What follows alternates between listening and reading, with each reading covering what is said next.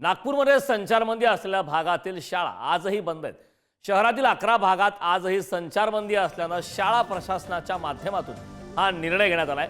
विद्यार्थी पालकांना निरोप मिळण्यास उशीर झालाय, त्यामुळे शाळेच्या बाहेर विद्यार्थ्यांची मात्र गर्दी पाहायला मिळाली। शाळा बंद असल्यानं विद्यार्थी पुन्हा घरी परतले आहेत। नागपूर शहरातील संचारबंदी असलेल्या भागातील शाळा आजही बंद ठेवण्याचा निर्णय घेण्यात आलाय। नागपूर पोलिसांच्या 11 पोलीस ठाण्याच्या हद्दीत आजही संचारबंदी कायम ठेवण्यात आली, त्यामुळे शाळा बंद ठेवण्याचा निर्णय शाळा प्रशासनाने घेतलाय। मात्र सकाळी विद्यार्थ्यांना मेसेज उशिरा पोहोचल्याने अनेक विद्यार्थी शाळेमध्ये येऊन आल्या पावली परत जात आहेत। याचा आढावा घेतला आमचे प्रतिनिधी जितेंद्र शिंगाडे।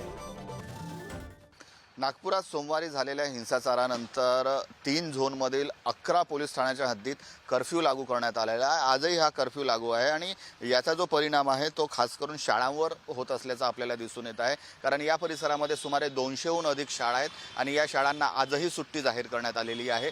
कालही सुट्टी होती, म्हणजे मंगळवारीही सुट्टी होती आणि आजही सुट्टी जाहीर करण्यात आलेल्या आहेत। न्यू इंग्लिश शाळेच्या स्टाफ आपल्यासोबत आहे। मॅडम, काय सांगाल, आजही तुम्ही शाळांना सुट्टी जाहीर केली आहे?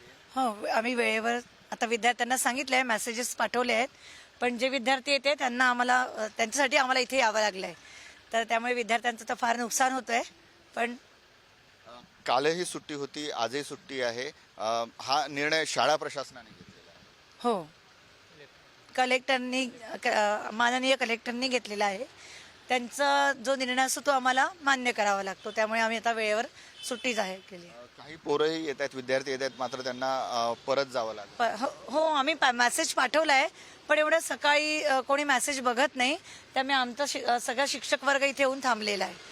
तर जी परिस्थिती आहे त्या परिस्थितीनुसार आणि कर्फ्यू संचारबंदी लागू करण्यात आल्यामुळे शाळा ज्या आहेत त्या आजही बंद ठेवण्यात आलेल्या आहेत। काही विद्यार्थी आलेले होते, मात्र ते विद्यार्थ्यांना वेळेवर मेसेज न पोहोचल्यामुळे ते शाळेत पोहोचू लागले आणि त्यांना शाळेतील जे शिक्षक आहेत ते घरी पाठवत आहेत। किमान आजही या शाळा बंद राहतील।